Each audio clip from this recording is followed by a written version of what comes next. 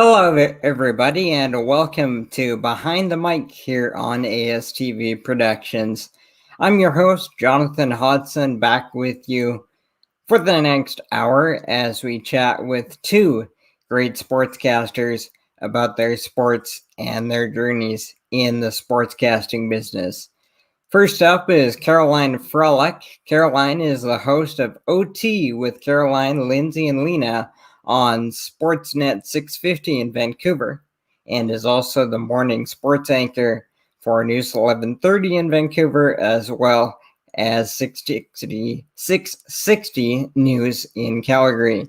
We'll talk to Caroline about the Seattle Kraken expansion draft this week and their potential rivalry with the Canucks. As well, just a bombshell thrown into today's show just a couple of hours ago. The Canucks trade for Oliver Ekman-Larsson from the Arizona Coyotes. We'll get her initial reactions to that, and then we'll expand the conversation into her career story in sportscasting, a foundation at The Score Television in Toronto, and now in the Vancouver Sportsnet at Sportsnet 650, and a few things we want to get into with her in terms of shop talk and stuff. And in the second half of our show, we'll be joined by Jack Moore, who's the television play-by-play voice of the Kitchener Rangers in the Ontario Hockey League, as well as McMaster University football in OHL and U Sports. We'll get an update on the Rangers as the OHL prepares for their return to play this fall, as well as McMaster football as U Sports comes back to life this fall. And we'll, as mentioned before, we'll talk to both of Caroline and Jack about their experiences in sportscasting. So before we go to our first break and then bring in Caroline on the other side, we'll remind you that we are live tonight on ASTVproductions.com as well as Facebook. The ASTV website and social channels are where you'll find every episode of Behind the Mic, as well as all of our other shows here at ASTV and our live game broadcast. So thanks for spending part of your Friday night with us. We'll be right back after this break with our first guest, Caroline Frolic, here on Behind the Mic on ASTV Productions.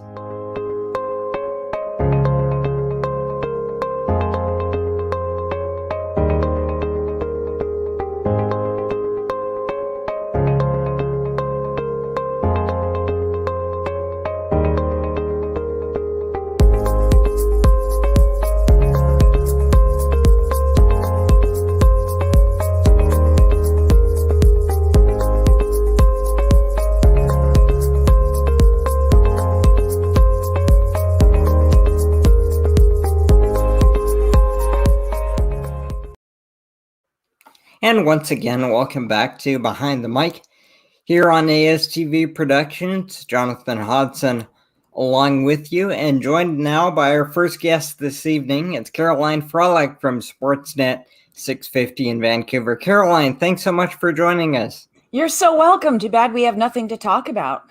Oh, I know, right? Gotta love that when that happens about 3 hours before showtime.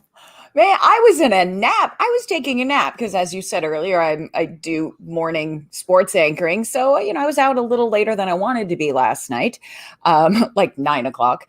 And so I napped and I woke up and there were all these notifications on my phone. I was all sleepy and disoriented, and I see OEL and I'm like, oh, they're on this again. Oh, what? Yeah, so it's been fun, and just listening to the reaction on Sportsnet 650. Man, Canucks Nation is feeling all kinds of ways about this one. Either they love it or they're hating it. And they tend to have feelings around here about the Canucks. Right. Seriously. But yeah, I mean, what do you think of the deal? First of all, what was your initial reaction? Kind of having a little bit of an outsider perspective, a little bit. I mean, I live in Victoria, but I'm a transplanted Flames fan, so I can I have the opportunity to kind of look at it with a little bit more distance. And I mean, I've heard all the talk the last couple of years about Louis Eriksson and the veterans that were brought in that didn't really work out. And the shocking thing for me is that Jim Benning was able to move those 3 big veteran contracts in the same deal. Right? That's the thing. All Canucks Nation, and I don't like referring to the fans as experts, but all Canucks Nation wanted was get rid of Louis. Weagle is dead weight. And then he does. And it's like, oh, no, not that way. But I mean, I'm sorry. I'm excited about Connor Garland. Yes, OEL, fantastic. Yeah, he's dropped off a little bit in the last few years. But there's also something to be said about a change of environment. There's also chemistry. It could either work with the other guys or it could not. It doesn't matter who you are. But I'm intrigued by Connor Garland. I mean, that kid can play. And I think the Canucks are a better team now than they were, say, I guess 4 or 5 hours ago now? I think so. Yeah. I mean, at the risk of sounding a little snarky, and I was just texting with Lina, one of my co-hosts on OT. We were joking. I said, I mean, can the team get worse? And she's like, yeah, lead with that.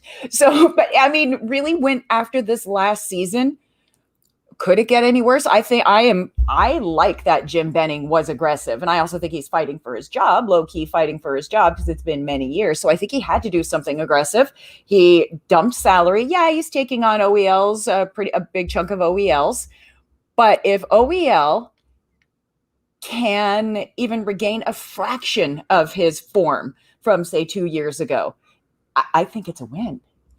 Yeah, and I was listening to Donnie and Dolly on Check this morning, and they had Jeff Patterson on, and he said at the time, and this was 11 o'clock this morning, he just had that feeling that something was up in regards to moving that 9th overall pick, which was part of that deal that went back to Arizona.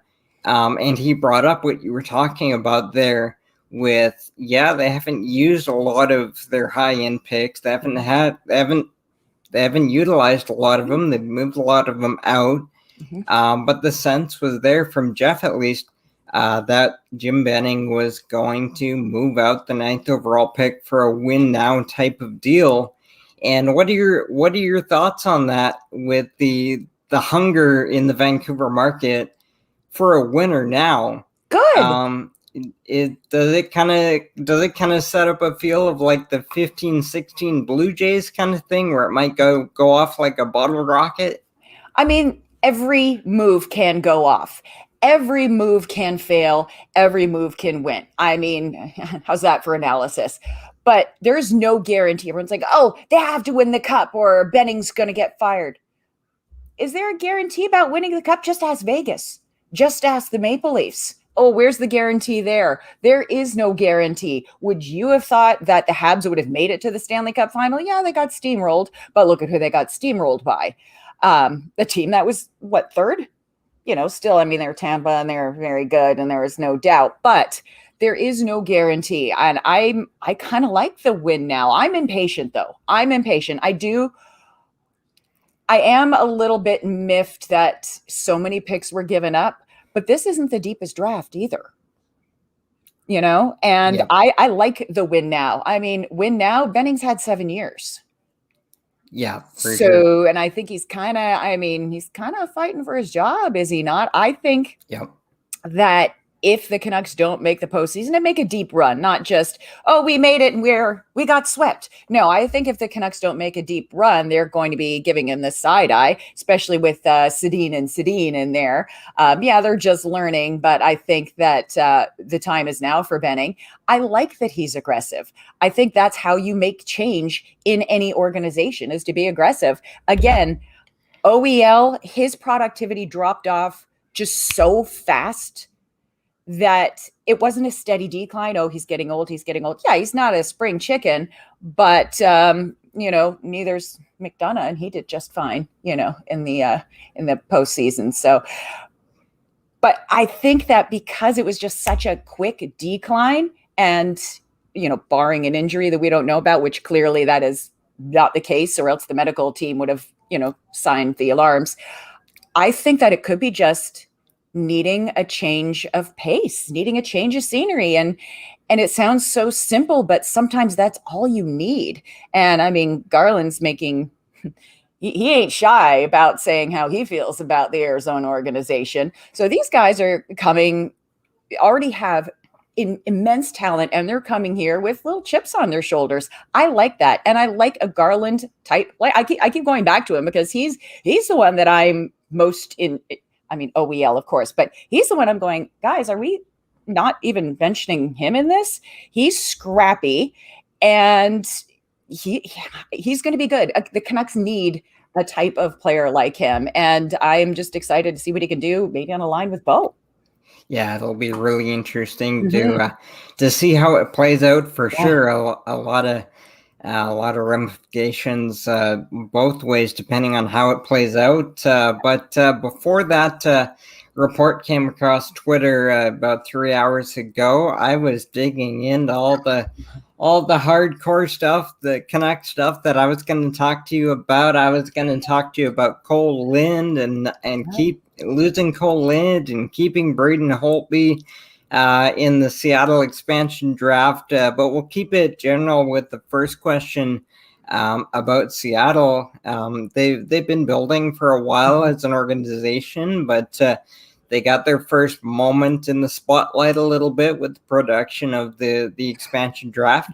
The extravaganza that television was. The secret was, all the secrets were out by 10 in the morning. But what were your first thoughts on seeing Seattle start to really come to life now? Well, I mean, I love a good rivalry, and whoever is in charge of the Kraken Twitter deserves a raise because they are snarky. They are sassy. I want them to run my Twitter.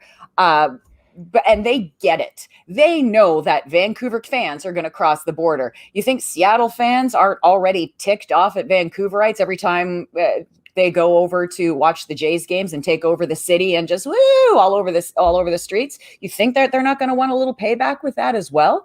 So I think it's just going to be fantastic. I think both teams are salivating at the fact that both buildings are going to be 100% sold out, period, because of it.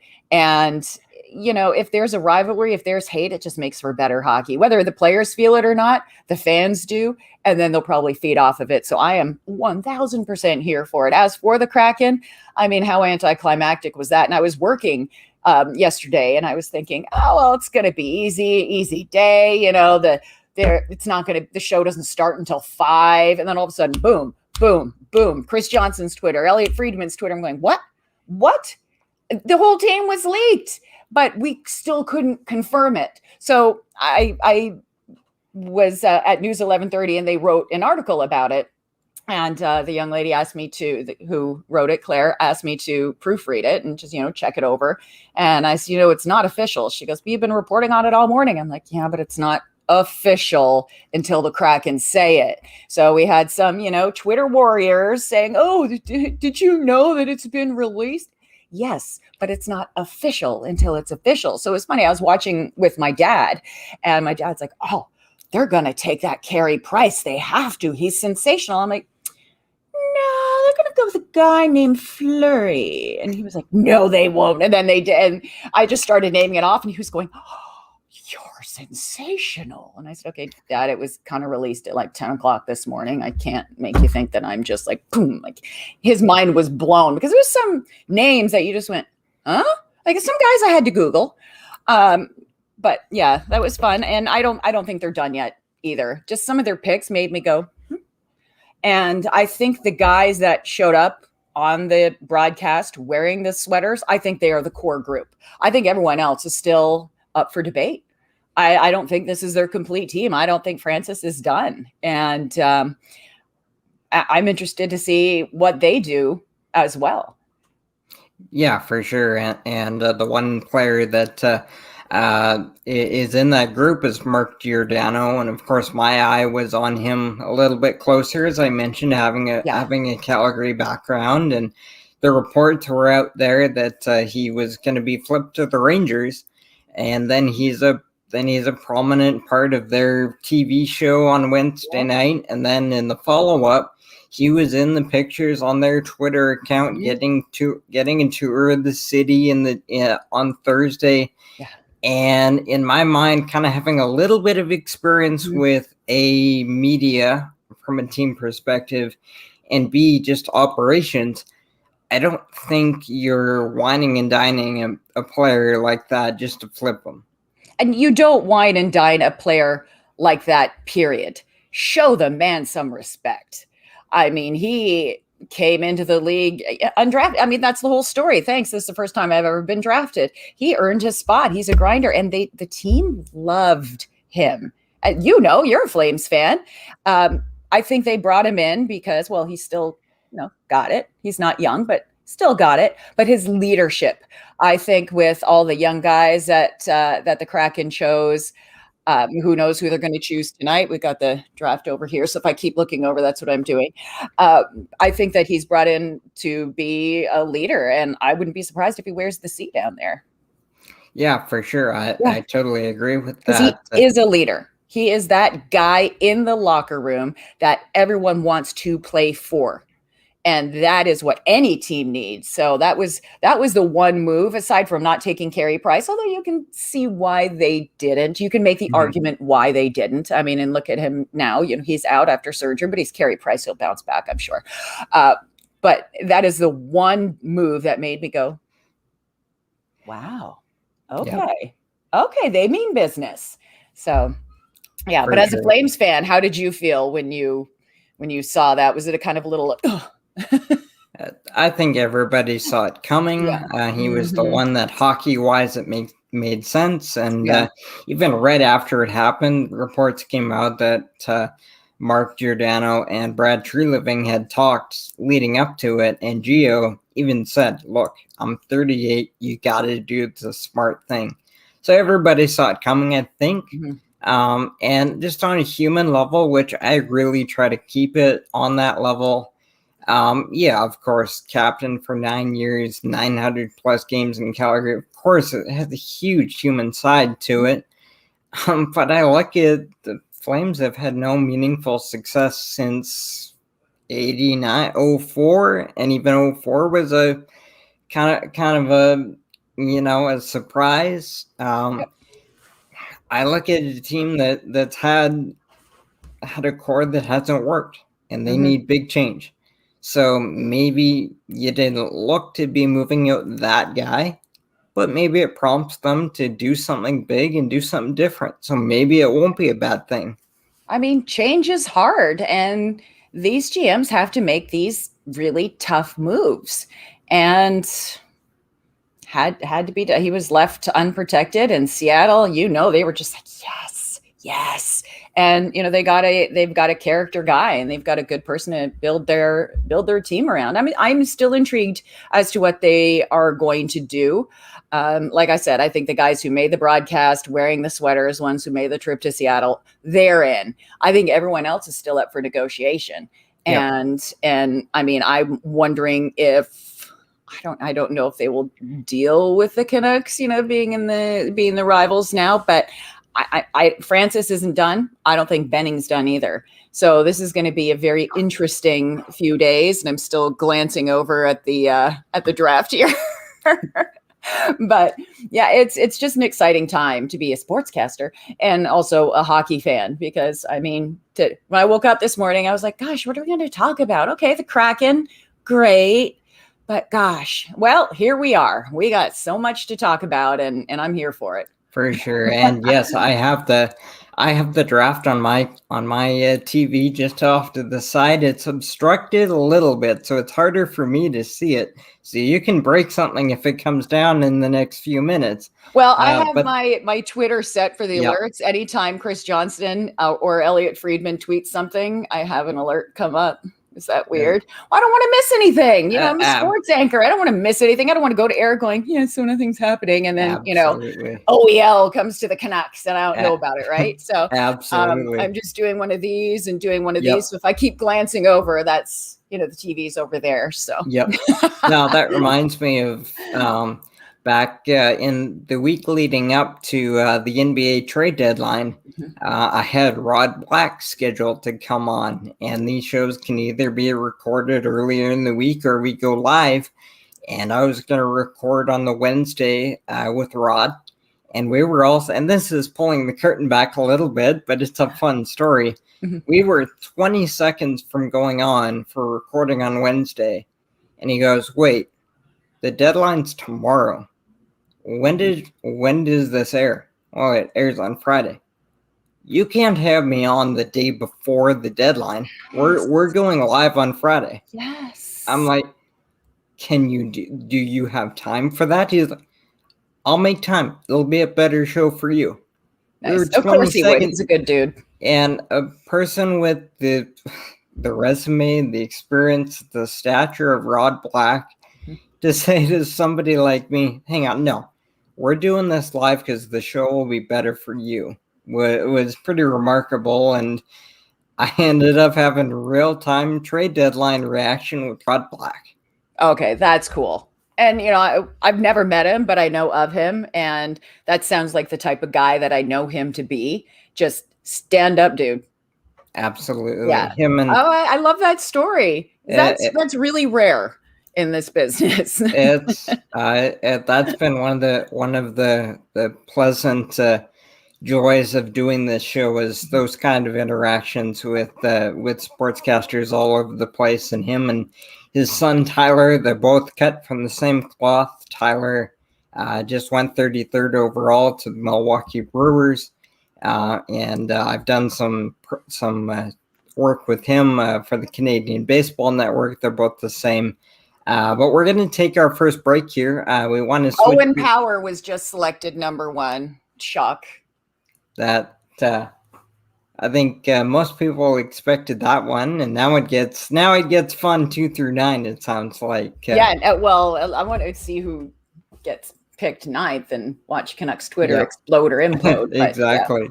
All right, we got to take our first break here. No, that was a fantastic first block.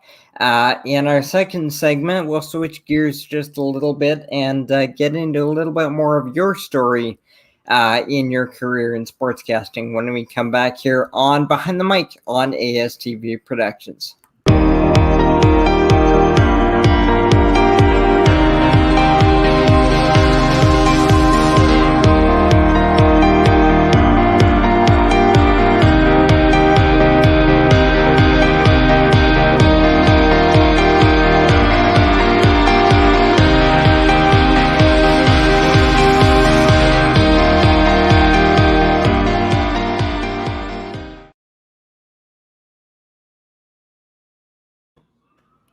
Back here on Behind the Mic on ASTV Productions. I was twittering, sorry. In conversation with Caroline Frolic on a big night, the Vancouver Canucks swinging big trade this afternoon, and the NHL entry draft on as we speak. We both kind of have half an eye on it as we talk.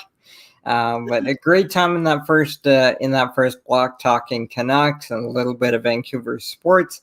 And I wanted to turn the focus back to you a little bit, as we like to do on this show. And it's kind of the concept that this show was born out of, was just the idea of turning the camera backwards and putting a little bit of attention on the people that tell the stories. And you've got a really good one. And as you and I were talking just before we came on, as myself a transplanted Calgary person, my first real introduction to you was watching the Vancouver Canadians broadcast on Sportsnet.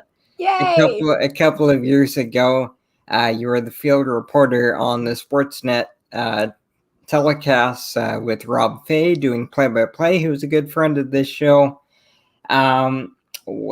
I guess I'll just start with a basic question of kind of what were your memories as just a pure fan of sports, and kind of what made that transition into working in the business? I became a fan of sports when I was in diapers, quite literally. My dad retired when I was young. I was an only child. My half brother and half sister already up and grown. So my dad retired and just kind of looked around and was like, you like the Canucks. And I remember, I mean, I was little, but I remember going to Canucks games. And I just remember looking up and seeing the stick. And I just remember doing this with my finger, trying to draw the stick. My mom could care less about sports. Like, did the Blue Jays get any goals for you kind of thing. And my dad just kind of made me a sports fan, taking me to games. And it was just something I always loved. He is a baseball guy too. So he really got me into baseball. And in Hawaii, where I grew up, we somehow managed to get Cubs games. And Harry Carey, I was done. I was in. I fell in love. He was my favorite. And of course, there was a big C for Chicago, but no, it had to mean Caroline, of course. I was little. But that's how I just got into it, through my dad, and just making sure that I was a sports fan and telling me the Canucks are the only team. And then when Toronto got a major league franchise, it was done. Game over. There's pictures of me when I'm really little. Yes, I was alive when they got the team. Really little, wearing a hat. And it's just something I've always loved. I always had, the booklets out. I was always writing down the stats. I didn't know what I was doing.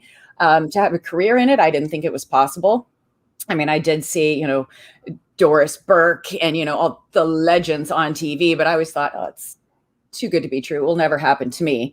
I would love to be on TV talking about sports, but it will never happen to me. But I took a job as a receptionist at City TV in Toronto to get a foot in the door.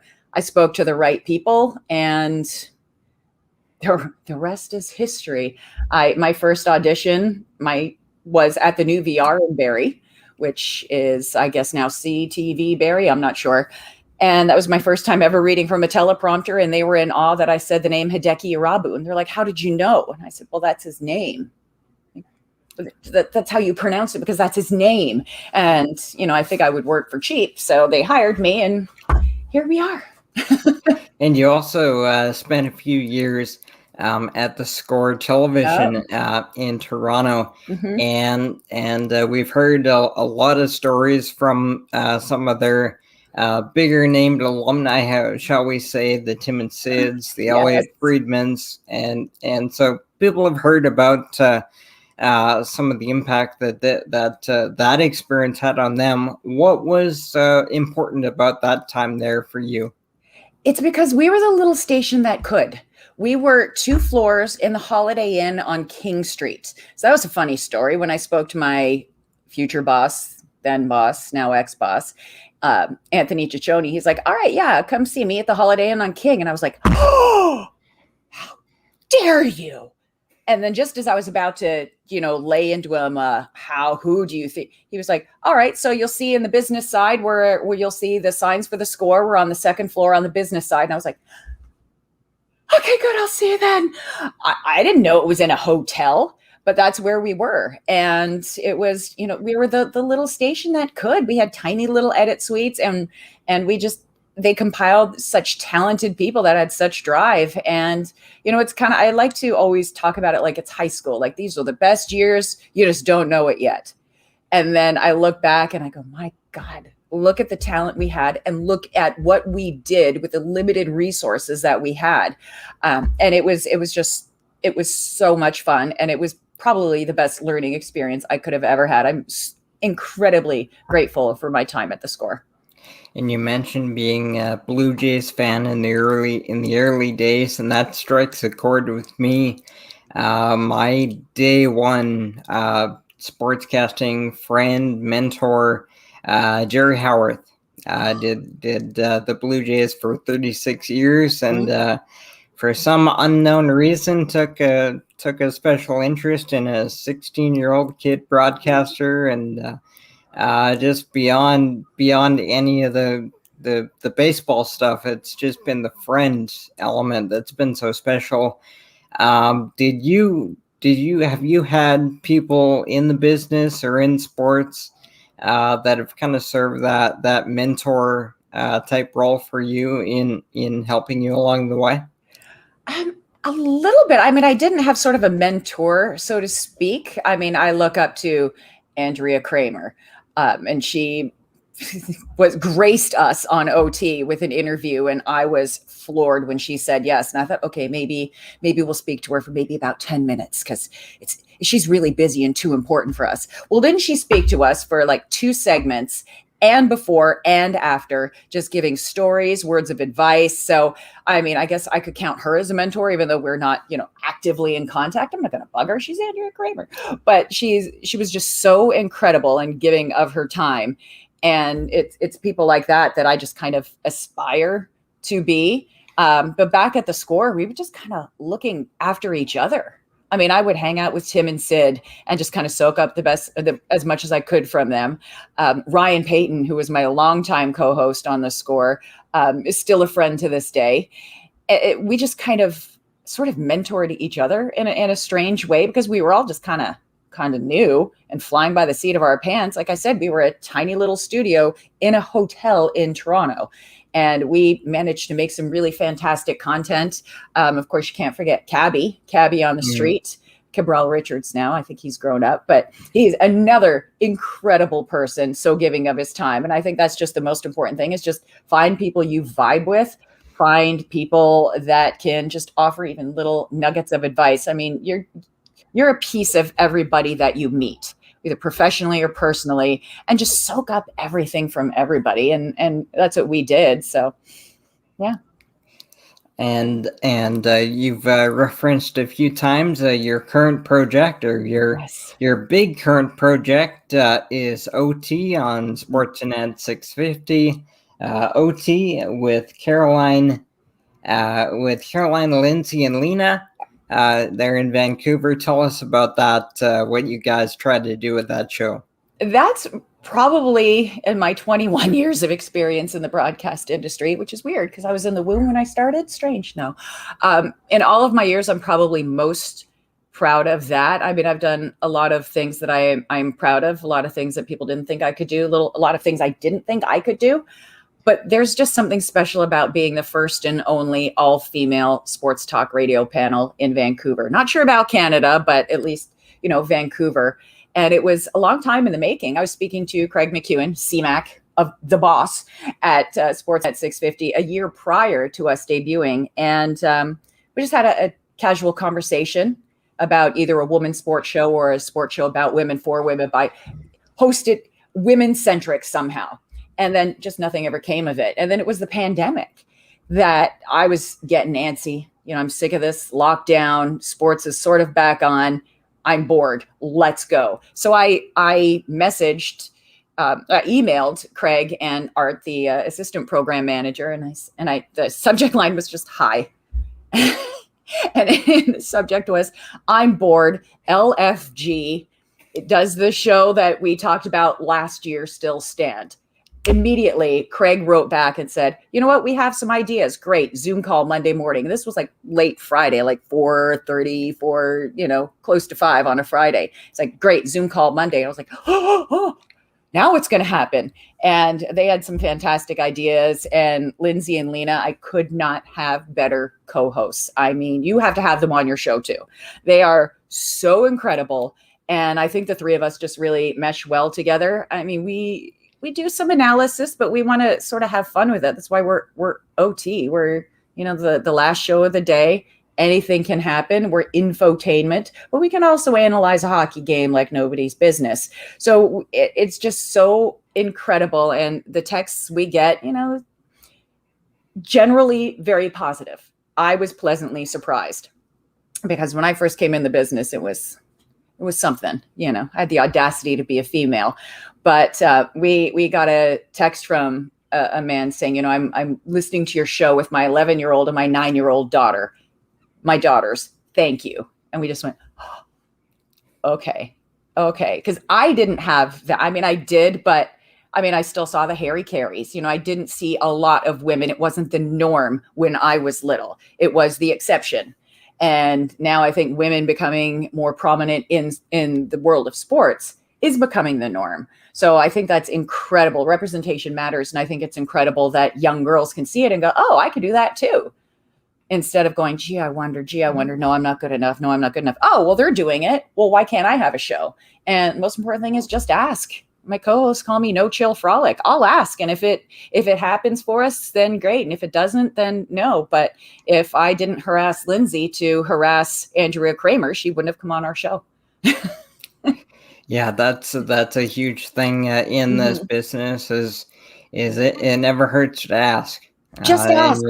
And if it's a no, then go to plan B. Don't ever change your goal. Just change how you get there. Yeah. And I mean, we are so lucky because CMAC and Art have been incredible and very helpful. And we've been getting a lot of fill-in shifts as well, just to broaden the audience. And it's just such a fun show to do. And we're incredibly grateful to 650 for taking a chance, really, and giving us this show. And it's working and we're loving it.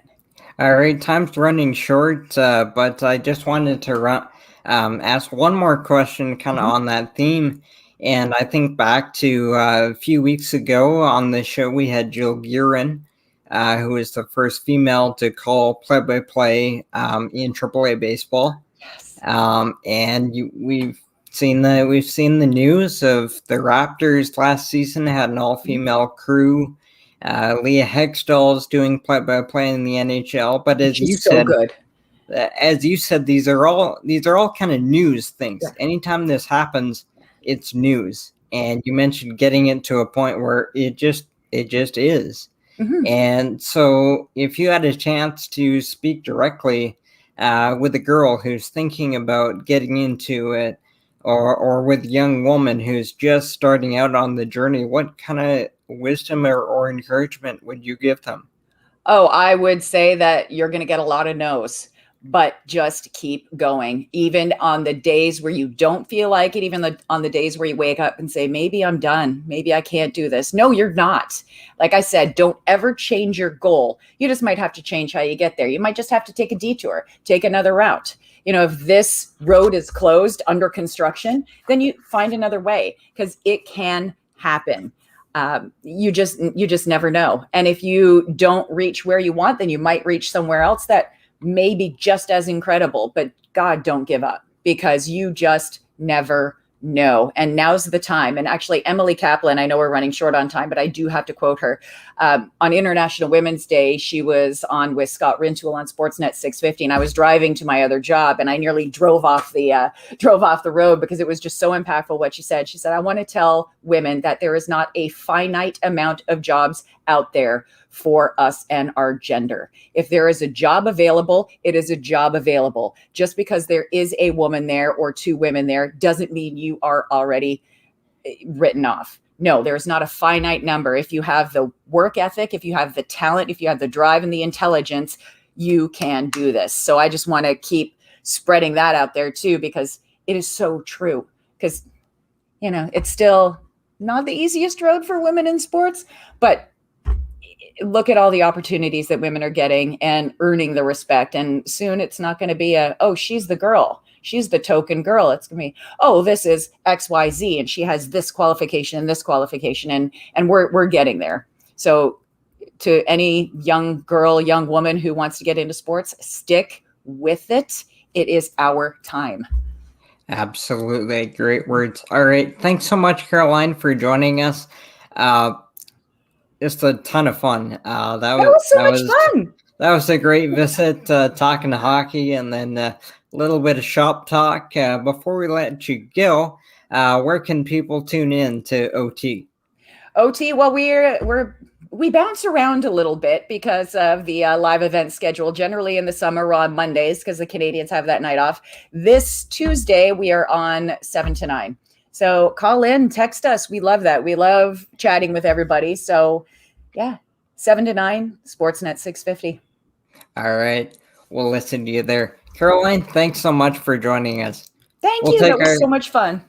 We'll take our next break here on Behind the Mic on ASTV Productions, and we will be back on the other side with Jack Moore, play-by-play voice of the Kitchener Rangers and McMaster University football. This is Behind the Mic on ASTV. Why go solar? Solar is better than ever. Our revolutionary design and inverter equipment with the latest in solar panel technology for the ultimate in-home and business security. That's right, I said security. Grid security and security of your home are linked. Fortify your future today with a battery backup system. No maintenance, quiet running. Did you know in Manitoba, grid-connected, off-grid, and battery backup systems are 100% right off in the year you purchase for any company or farm? Do you want to back up your internet, keep your tills running, and the lights on? We can install a system that is right for you with battery backup fully capable of taking on all those essential loads and keeping you running. When you call our experts at Evolve Green, ask about getting your free energy audit today. Call or email today to find out what system works best for you. 1-866-5EVOLVE or support@evolvegreen.ca. Also, be sure to check out our website at www.evolvegreen.ca.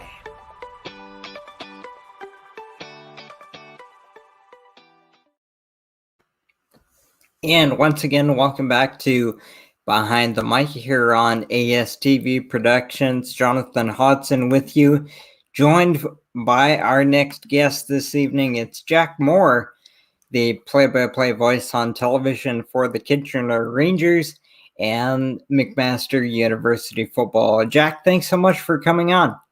Oh, thank you very much for having me on, Jonathan. I really appreciate it. I'm looking forward to it. Appreciate you waiting around for a few minutes as we had a great chat there in the first half with Caroline Frolic, and you have things roaring to go this fall. A couple of your two main projects are on the way back after the COVID shutdown, with the OHL coming back and U Sports football coming back. How excited are you for this September and October?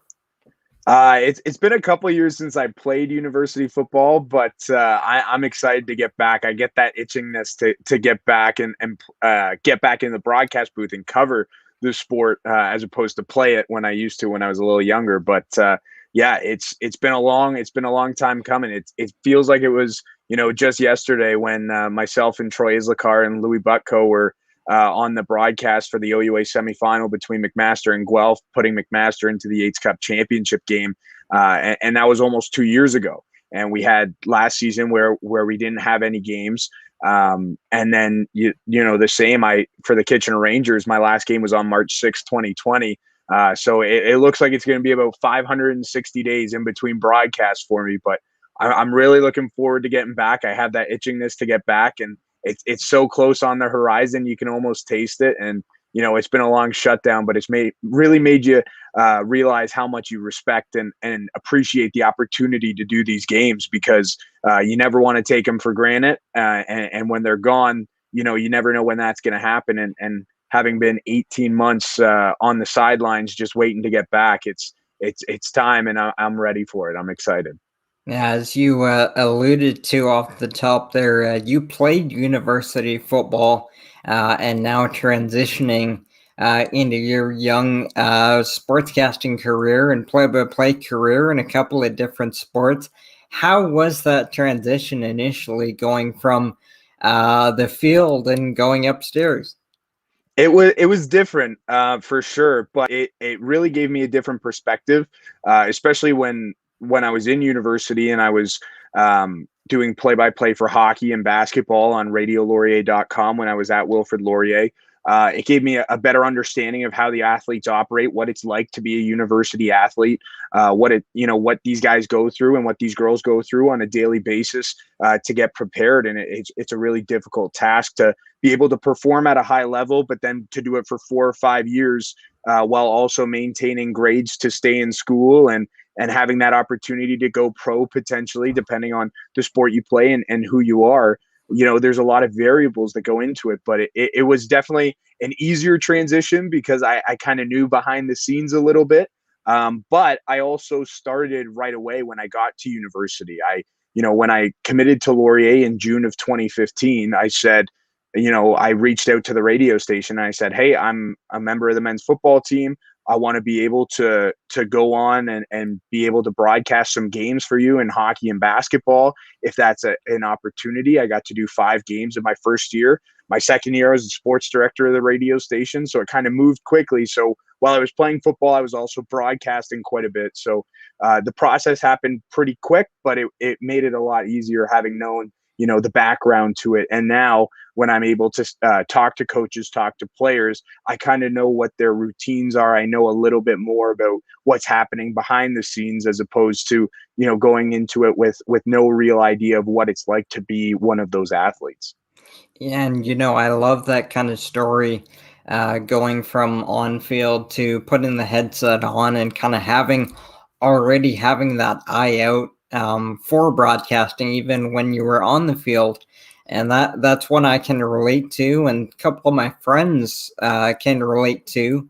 I never had the opportunity to play baseball, but when I was a young kid, I had an on-field role with the Western Canadian Baseball League team, and they transitioned me at age 16 into broadcasting and found a home there. And one of those years, one of our pitchers, who was a good college pitcher but knew that was probably going to be the extent of it, already had an eye on broadcasting. And there were several nights in his last year with us that nights that he was down from pitching, I would ask the head coach, hey, can I have Jensen tonight? And he would come up and do a pregame with me, or he would come up and do the first 3 innings with me, and then go downstairs and pitch the 7th inning. That stuff actually happened. And that guy, by the way, his name is Alex Jensen, and he made his major league debut on radio for the Oakland A's this year. That's amazing. So stories like that are really cool. But your teams have made a little bit of news as we're a couple of months away from football and hockey starting up. But as we talked about with Carolina in the first half, of course, it's been a huge week for hockey, and a little bit of news as it pertains to the Kitchener Rangers with Donovan Sabrango, a former defenseman, standout, property of the Detroit Red Wings, getting the invite to Detroit Red Wings camp. That's a big bit of news for the Rangers standout defenseman. Yeah, Donovan Sabrango, and from day one when he showed up in Kitchener, I was lucky. The 2 seasons before I took over as the play-by-play voice for the 1920 season, I was a fill-in broadcaster doing hosting and color commentary on the broadcast. And, I was able to see Donovan from day one, and I was able to interview him when he was a 16-year-old in the intermissions. And now to see him, he gets drafted by Detroit last year. He's going to be at World Junior Selection Camp. There's a very, very high chance, I think, that he's going to make that roster. I really like his chances. He was at the Hlinka Gretzky tournament a couple years ago for Team Canada. But everything, he does, he's deserved. He's such a good defenseman. He's such a good young player. And, Kitchener's been very lucky to have him. He's a Kitchener Ranger type player too, where he's a very good kid on and off the ice. And, he's a really easy guy to cheer for. He always, plays with that passion and that emotion. And I think Detroit and the Detroit Red Wing fans are going to be really happy in the next couple of years when they see this guy full tilt. They had him in Grand Rapids last season, played 31 games. He had 4 assists with the Griffins. And I think, the trajectory of his career is only going to go up and up. And I think Detroit Red Wings fans are going to be really happy with that selection that they got in the 2020 NHL entry draft. And he's going to be a fun guy to watch through the rest of his career. And really one of those first guys when I showed up in Kitchener starting to do broadcasts. So a little bit more near and dear to my heart as well, Donovan Sabrango. I got to see him start playing at 16, and I'm looking forward to watching him play well into his late 30s, early 40s. Yeah, for sure. And he as you mentioned, had the opportunity to play through COVID, getting in those 31 games in the American Hockey League. But much has been said, kind of at the NHL level, at the network level, about how difficult scouting has been for the NHL draft, which is happening as we speak. But I wanted to kind of take it to the player's point of view, and I think there's no better place to do that than the Ontario Hockey League, which did not play last year. And so, for those prospects in that league, how difficult was that to lose a year in the OHL for especially for those players with an eye on the draft? Yeah, I think we're seeing it, as it unfolds right now. I know Mason McTavish of the Peterborough Petes went third overall to Anaheim, but you're really going to see the effect. You saw it in Bob McKenzie's, top prospect rankings. He had, I believe it was 4 OHL players in the top 100. And that's really difficult when you have, there were some guys who were lucky enough to go play a little bit of hockey in Europe. There were some guys who were able to find ice elsewhere, but for a lot of guys, they didn't get to play meaningful hockey last season.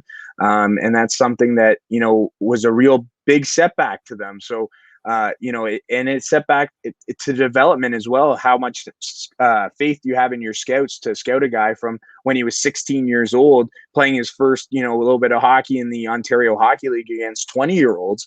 How comfortable are you saying this is a guy that we want to invest time and development and money into to be, a part of our future? So I think that it's going to be really difficult for Ontario Hockey League players, and they must be feeling it as well. I look at a guy like Brendan Othman, who was the second overall pick behind Shane Wright. He was his line mate in minor midget hockey.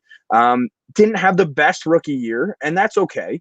But never got the opportunity to break out of it in his second year in the Ontario Hockey League, because there was no second season for him. His year was cut short.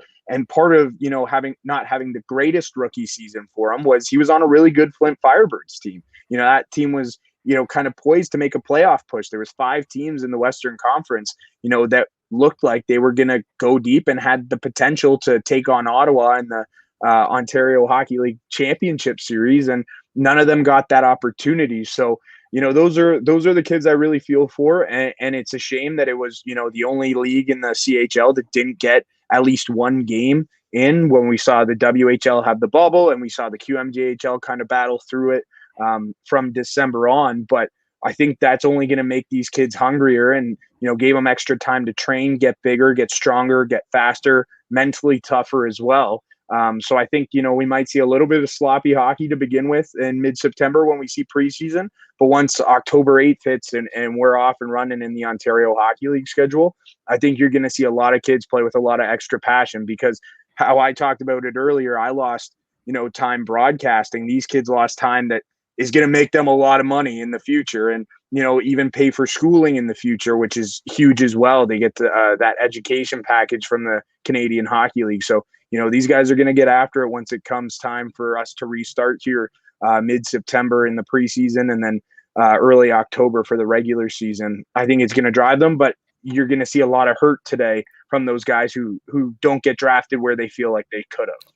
Now, when the OHL does return in October, I know the 68-game schedule is out, but do you have a clear picture kind of what the first season back from COVID is going to look like in the OHL in terms of even fans and things surrounding the games, and how normal it's going to look? Yeah, we don't have a full idea of what the fan situation is going to look like. We don't have a full idea of what our entire broadcast is going to look like, because it is going to be a little bit different. We do know that the news in the last week or so has been that the Ontario Hockey League has mandated that OHL staff members and support staff of teams and players that are playing in the league must be fully vaccinated, or else they will be put on a suspended list or be released or be let go from their positions. So that's a step, forward for how the season's going to start. What that looks like for fans, we don't know if they're going to implement that kind of policy for fans to come in the rink. We don't know if there's going to be capacity limits in terms of percentage or numbers. Obviously, each rink is different. We don't know what that's going to look like. We do know there is a lot of limited travel. So that first month, October, the United States teams are just going to play against each other on their schedules, and everybody who's in Ontario is going to play against each other. They're really trying to limit traveling with overnight stays. So you look at a team like Kitchener, they're only playing teams in the Western Conference this year. They don't see anybody from the East. So even though Hamilton is the second closest team geographically to the Kitchener Memorial Auditorium, the Bulldogs and the Rangers never actually play each other this season. So it'll be interesting in that sense. But, we do have a relatively good picture of what's going to happen with the OHL in terms of scheduling, and hope that the path we're on in Ontario, where our numbers are going down, our vaccination rates are going up, is going to continue. And there's going to be a safe return to play, because the health and safety of the players, the staff, the people around the league, and the fans is, the priority here. And I think the OHL has kind of done their due diligence and taking proper steps to ensure a healthy and safe return to play. But it does seem like we're on the right path. The big question moving, from now until the season starts is, what are fans going to look like? How are they going to get people in and out of the building? Percentage wise, what's the capacity going to look like? And then again, however that goes, that's going to affect how we broadcast the games at Rogers TV. So a lot of things still up in the air, but the groundwork is there for us to get a healthy and safe return to play back in action and get this thing rolling on Thursday, October 8th. For sure, and it looks like we are heading in the right direction, so hopefully we keep trending that way. I wanted to go back to football for a minute and kind of continue a little bit on what Caroline and I were talking about in the first half of the show as it pertains to women in sports, because McMaster football has taken a leading role in that, or at least a significant contributor in that, with the women's coaching apprenticeship program. And they've made 2 hires on their coaching staff in Taylor McIntyre and Amanda Roller. What can you tell us about the new hires on the McMaster football coaching staff? What I can tell you is, if anything, they're overqualified for the positions that they've taken. And this is something that is very long overdue. I did hear you and Caroline talking about it, and another big win for women in sports, which again, it's going to be nice when it's a day where it's not news when it happens. But Maria Taylor just signed with NBC. She's just finished hosting the NBA Finals. Now she's going to be co-hosting the Olympics with Mike Tirico, and she's going to be on Football Night in America coverage as well as Super Bowl coverage going forward with NBC. So big congratulations to her on that. But these two women are very much qualified, if not overqualified, for the positions that they're taking. And it's a big step, especially in Canadian football, where we really haven't seen this. We haven't seen female coaches kind of go into the pro ranks, into the CFL. We've seen it in the NFL. There are a number of female coaches in the NFL and referees. We do have referees in Canadian football who are female and who do a phenomenal job. And again, this is something that's long overdue. These 2 women are qualified, if not overqualified, for this position. And I'm really excited to see what they can bring to the table, because it's going to be a great, time, especially for McMaster football, to have this happen. And, you will hear about it more, and it will be nice when it's a non-news day that it's, hey, we signed a new coach, not, hey, we're making waves because we signed a female coach. So I'm really looking forward to it. I think this makes, Steph Potasic, who's one of, if not the best coach in U Sports, who's a former Laurier Golden Hawk. So obviously I have, all the admiration in the world for Steph. He's done a phenomenal job. His first year back with McMaster, he leads them to a Yates Cup championship, and they lose the national semifinal to the eventual national champion in the Calgary Dinos. So I think it's huge for him. He's got 2 really good coaches on his staff. They're going to make his team better. And, McMaster, who's they got a national championship on their mind this season, and those two women are really going to help them get there, and they're going to be big parts of that coaching staff. And we talked before about you playing football through university, and I'll kind of give you a similar question to what I gave Caroline.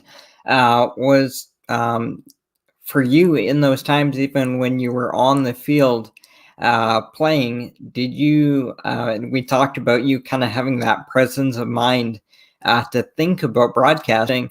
At that time when you were on the field, did you have, as a fan, did you have certain voices or certain personalities that you watched and listened to that that kind of got you interested, or that you can kind of take something from?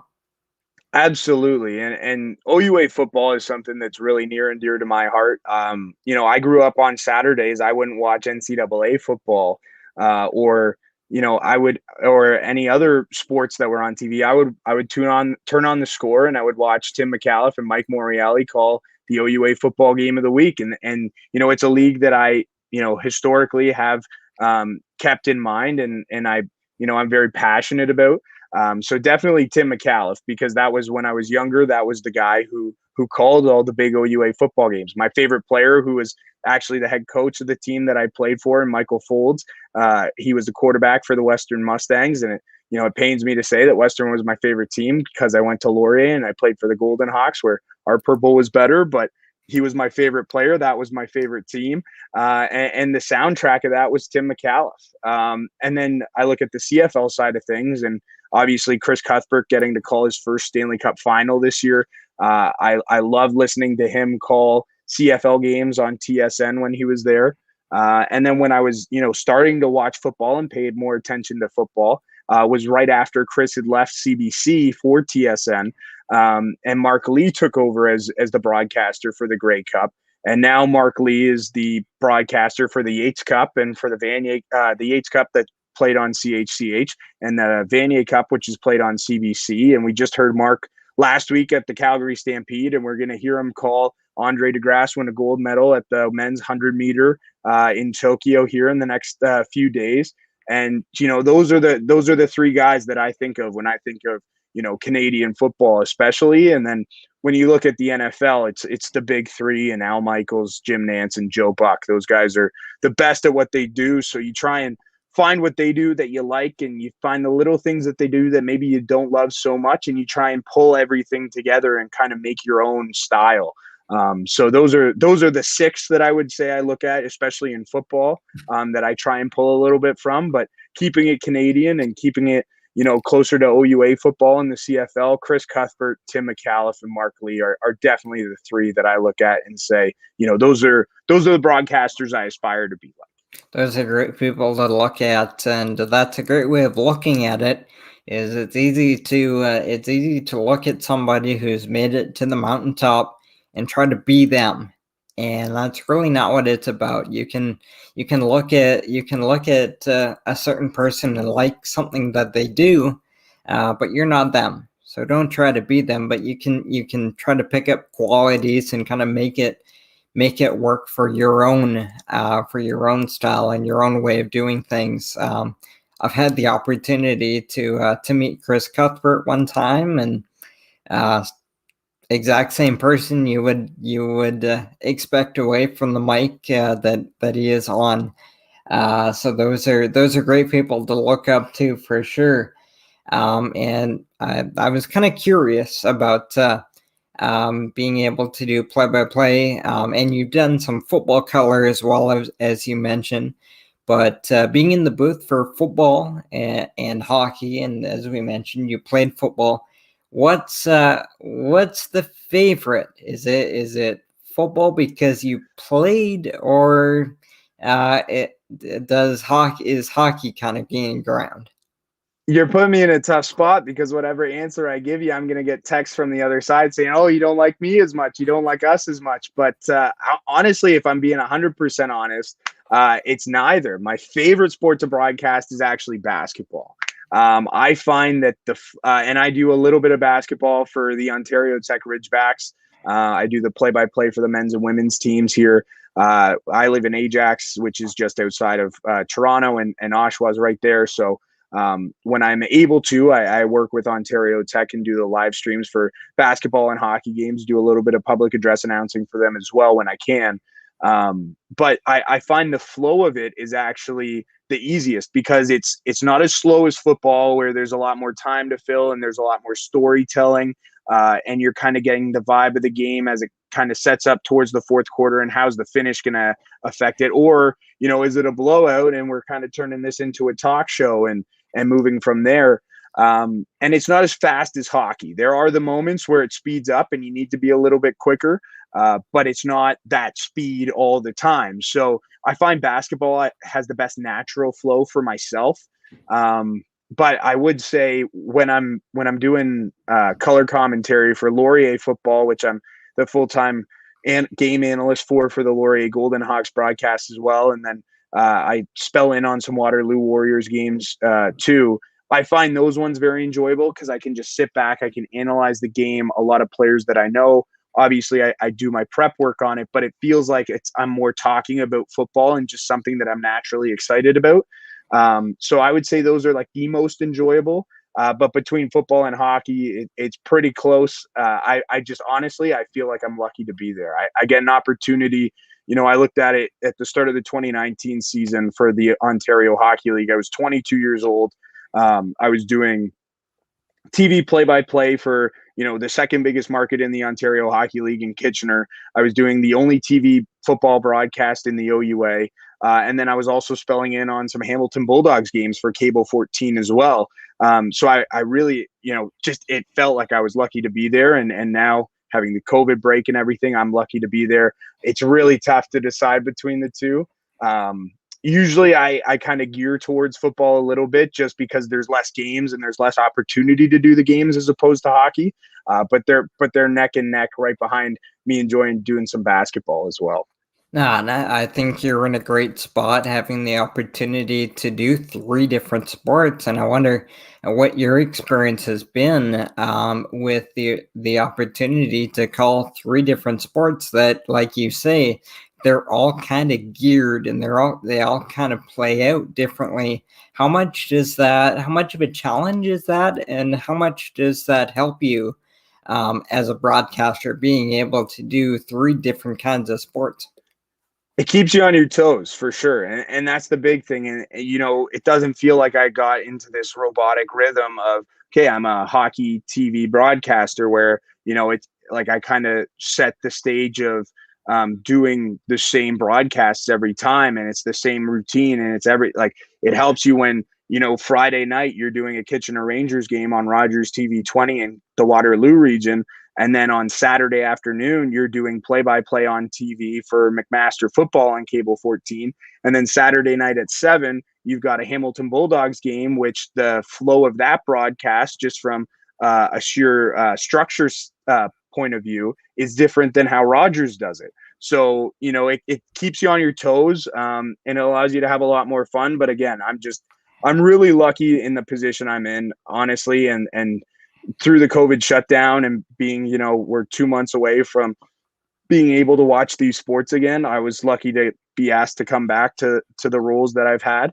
But I'm really just really lucky to be where I am and very happy. And I look at every game. It's, I'm lucky to be here and, maybe not, there's somebody right there ready to take my spot. But if I don't treat this like it's very important and like it's a job and like it's, going to impact the rest of my career, then they will find somebody else and it will affect how you move forward. So, I really take the time to do my prep work and do the due diligence because that's what these athletes really deserve, is their stories being told correctly and being told the right way. But also too, just being able to do this, not necessarily full-time, but relatively full-time on a game-by-game basis as a freelance sports broadcaster. I'm really lucky and to keep getting these opportunities to do the different sports, but it does keep me on my toes and it makes it more exciting because everything's different. It's always going to be a different challenge whenever I show up to the rink or the field or the court. Well, you've got a great perspective and you're off to a fantastic start. And as we start to wind down here a little bit, just one more for you, and we've talked about your early start and all the things you've been able to do already. Is there any part of you that is able to look big picture and kind of have a game plan for things you'd like to do in the future, where you'd like to see your career go? Are there any kind of big picture thoughts?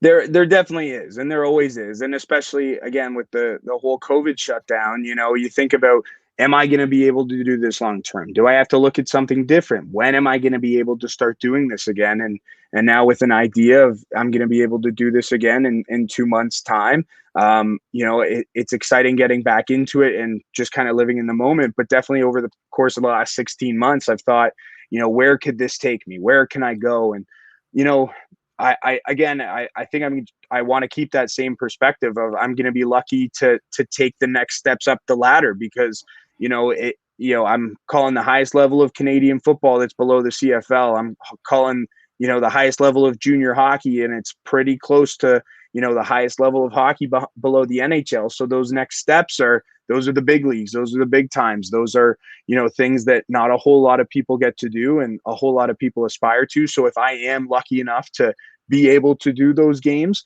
I won't take it for granted. I honestly, the goal is to be able to do this full time, to be able to broadcast games. I want to do play-by-play. I want to tell these athletes stories on TV. And I want to be able to do this because it doesn't actually feel like work. It doesn't feel like it's a job for me. It feels like it's fun and it's enjoyable and it's what I want to do. Obviously, you get the thoughts, and when you're a kid and you're bottom of the ninth, bases loaded down by 3-2 count, Game 7 of the World Series at home, and you hit a home run to win it. That's those are the goals that I aspire to call that. I aspire to call a Super Bowl or a Grey Cup or a Stanley Cup final or an NBA Finals or a CEBL League Championship Series. Those are, kind of the goals, but really any opportunity that presents itself, I want to take it on full head of steam and give my best shot to it. And hopefully just be able to do this full time is kind of the long-term goal here. Keep that mindset, and you'll be thrilled with wherever it ends up. Jack, Absolutely. thanks so much. Thanks so much for spending some time with us here this evening. Always fun to talk a little hockey and get to know your journey. So thanks again so much for coming on with us. Absolutely. Thank you very much for having me. I really appreciate it. To follow Caroline after Caroline, I remember watching her on The Score, and she does a great job at Sportsnet 650 in Vancouver. So to be able to follow her, it was big shoes to fill, and I'm very happy that you asked me to come on. I always love talking hockey and football, basketball, whatever it is. I really enjoy it. But thank you very much. I really appreciate it. The pleasure was all mine. And just before we let you go, if people want to connect with you, do you want to plug your Twitter and where we can find your games in the fall and that kind of thing? Absolutely. Yeah. My Twitter and Instagram handles are @MadJack54. And then in the fall, once Kitchener Rangers hockey starts, those games will be broadcast on Rogers TV 20 in the Waterloo region. And if you are not in the Waterloo region, OHL Live is where you can catch those games. And for McMaster University football, it's on Cable 14 in the Hamilton region. And if you're not in the Hamilton region, all those games will be available on OUA TV, as well as Wilfred Laurier University football and Waterloo football, which those games I'll be doing as well. All right, we'll find you there. Thanks so much, Jack. Thank you very much, Jonathan. I had a great time. All right, well, I'll be right back to wrap up the show for another week here on Behind the Mic, and tee you up for next week's show here on ASTV Productions.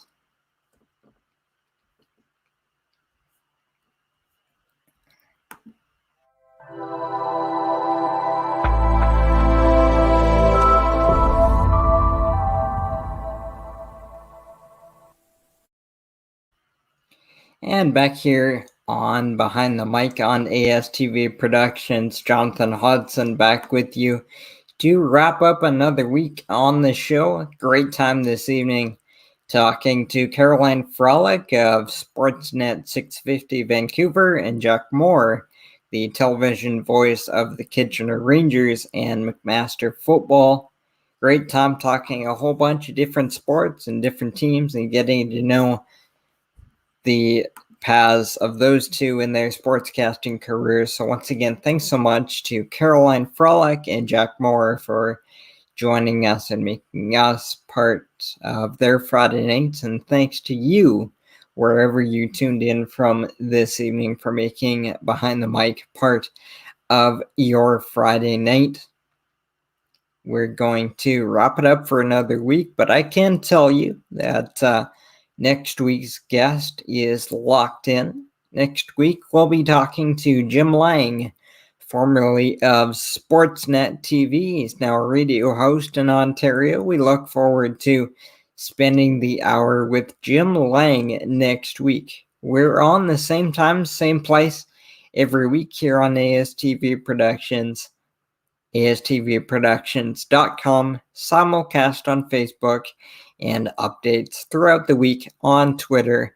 And all those places is where you can find our other shows here at ASTV and our live game broadcast. So once again, thanks so much for making us part of your Friday night. I'm Jonathan Hodgson, and for my guests, Caroline Frolic and Jack Moore, thanks for watching, and we'll talk to you again next week.